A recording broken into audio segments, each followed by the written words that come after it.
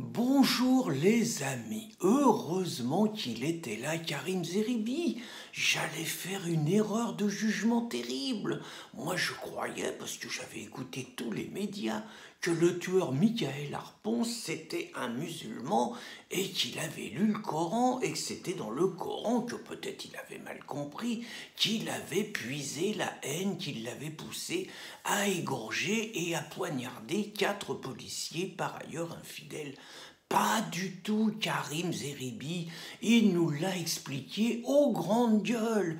Michael Harpon, il n'était pas musulman et il avait jamais lu le Coran. Ça change tout et ça on l'a pas assez expliqué. Faut dire que Karim, il est partout, il est aux grandes gueules, il est chez Hanouna, puis il a toujours la même partition. À chaque fois qu'il y a quelqu'un qui assassine, ça arrive de temps en temps en criant Allah Akbar, tout de suite il dit c'est pas des musulmans, l'islam ce n'est pas ça, puis après il menace.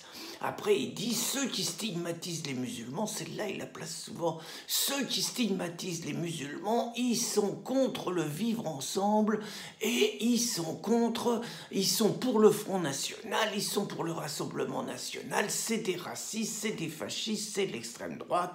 Et là il se met à crier c'est pas ça la République, on peut être musulman, laïque et républicain, la preuve, j'en suis l'exemple le plus parfait. Et là, faut reconnaître qu'il fait se taire tous ces contradicteurs. Alors il y en a un jour, ça s'est pas bien passé, c'est le chanteur des Forbans, un groupe musical assez sympathique, un nommé Bébert. Karim, il voulait le chambrer parce que Bébert, il avait accepté avec les Forbans d'aller chanter pour le Rassemblement National qui s'appelait le Front National. Karim, il avait commencé à vouloir le chambrer, ça s'était pas bien passé. Bébert, il avait dit que s'il voulait, il était prêt, et il l'avait traité de guignol en disant que personne ne savait qui il était. Il n'avait pas aimé Karim. Mais sinon, en général, il intimide les gens parce que, il est algérien, il est musulman, et donc si on est contre lui, on est raciste. Il connaît parfaitement la partition. Karim, il a fait une belle carrière. Ça aurait pu être un grand footballeur, mais bon, ligament croisé, terminé, 20 ans la carrière, mais il a su rebondir, hein. Syndicaliste à la CGT, après il s'est lancé dans la politique, il a su prendre le filon Chevènement, il s'est vendu à Chevènement en expliquant qu'il fallait vendre les valeurs de la République aux jeunes des quartiers de culture majoritairement arabo-musulmane. Et le Tché, il a été d'accord. C'est donc avec Karim qu'on a fait rentrer plein de policiers dans la police. Donc plein de policiers avec l'idée qu'on allait en faire des vrais républicains. Et il a mis en place Karim, parce qu'il est devenu rapidement directeur de cabinet, conseiller spécial du Tché. Il a mis ça en place dans la police, avec les résultats qu'on sait et sur lesquels on va revenir. Et puis après, il a fait son chemin, hein, Karim. Après, il a été chez Louis Gallois à la SNCF. Un chevènementiste aussi, hein. Et c'est pareil à la SNCF. Alors il a monté plein d'associations, banlieues citoyennes et tout, des lignes. Petite parenthèse, quelques ennuis judiciaires, des mises en examen. Bah oui, Karim, il prend un peu l'argent de l'État et puis ça finance ses campagnes. Bon, on fait comme ça partout. Il s'est fait prendre, c'est un peu embêtant. Mais bon, donc Karim, à la SNCF, même politique, discrimination positive, et on fait rentrer massivement les jeunes des quartiers arabo-musulmans à la SNCF, exactement ce que décrivait et dénonçait Ghislaine Duménil dans son livre Mahomet au volant, la charia au tournant, où elle montrait comment, en 15 ans, dans son dépôt, on était passé de 600 machinistes où il y avait 3 musulmans à 600 machinistes où il y avait 300 musulmans qui serraient pas la main des femmes pour certains, qui refusaient de monter dans un bus, qui faisaient leurs prières et qui avaient complètement changé le rapport social. Donc il a mis ça aussi en place à la SNCF. Karim, il a bien bossé, hein. Et puis en 2008, il s'est lancé, il était porte-parole de Guérini, dont on sait qu'il n'a jamais eu trop d'ennuis avec la justice à Marseille, donc conseiller municipal, adjoint, il a même été patron de la régie des transports marseillais, Karim. Et puis là, c'est pareil, hein.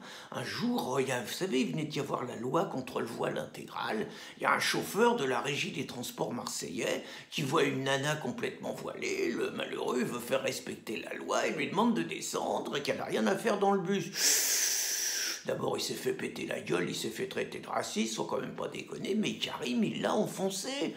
Il a dit que c'était une réaction inappropriée. Donc Karim, élu donc avec Guérini, il se dit qu'à un moment, il aurait même pu passer chez Godin, parce qu'il se dit qu'il n'est pas sectaire. Il y en a qui disent qu'il bouffe à tous les râteliers. Alors il est passé par Guérini. Il est passé après avec un autre socialo à Marseille avec les résultats qu'on connaît, Menucci, les résultats qu'on a connus en 2014. Il a été assez malin pour se faire élire député européen, pour siéger. Et puis il est passé chez les écolos, où c'est pareil, il a monté des assos, bon, il est mis en examen encore sur un truc comme ça. Et puis malin le Karim à Terra Nova, au conseil d'administration. Vous savez, Terra Nova, ce qu'on appelle un think tank socialistes, ceux qui ont raconté que les ouvriers et les Français c'était terminé, qu'il fallait jouer les minorités, les homosexuels, les quartiers, les discriminés, les jeunes et tout, et que c'était la diversité, les minorités sur lesquelles fallait que la gauche s'appuie, et puis sur les ouvriers. Bref, le programme du Parti socialiste, il était là-dedans aussi, Karim. Et puis, bon, Karim, il a quand même une haute idée de lui. Il peut pas saquer Zemmour, hein. Il peut pas saquer Zemmour, et d'ailleurs, Zemmour, qui a quand même écrit des bouquins historiques extraordinaires, il considère qu'il a une pensée très limitée, hein. Lui, Karim, il se pense plus intelligent que Zemmour. Il n'empêche qu'il n'ira pas débattre sur CNews qui commence lundi. Donc le Karim, quand on parle un petit peu du radicalisé dans la police et tout le monde se fait très discret, et pourtant, ça c'est l'œuvre de Karim Zeribi et de son mentor Jean-Pierre Chevènement. Alors je vais vous dire en quoi ça a consisté, le recrutement de la discrimination positive dans la police, parce que j'en ai discuté avec un policier ami il y a quelques jours, et m'a expliqué qu'il y a 20 ans, le système s'est dit qu'il fallait faire entrer un maximum de musulmans dans la police pour acheter la paix sociale et les convertir au républicanisme. Manque de chance, on va dire que la plupart n'étaient pas d'un niveau qui leur permettait de passer par les concours. Alors on a créé des adjoints de sécurité sans concours pendant 5 ans, réservés pratiquement qu'aux arabo-musulmans.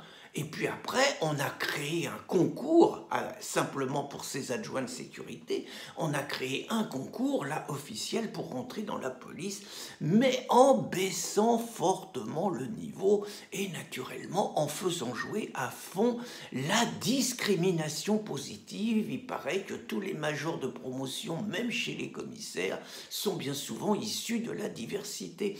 Voilà la brillante police qu'on a faite grâce à Karim, comme on a fait une superbe équipe à la RATP et comme on a fait une superbe équipe à la SNCF. Bon, certes, il y a des policiers radicalisés, on parle de 19 et tout. Bon, certes, il y a eu la préfecture de police, certes, il y a quelques trucs, mais ça fait partie des dégâts collatéraux au service de cette si belle société, du vivre ensemble et du multiculturalisme que Karim et tous ses copains de gauche nous promettent, nous mettent en avant, nous valorisent depuis des années avec le résultat qu'on voit. Encore merci Karim Zeribi pour tout ce qu'il a fait pour la France et surtout pour l'islam. Bonne journée les amis.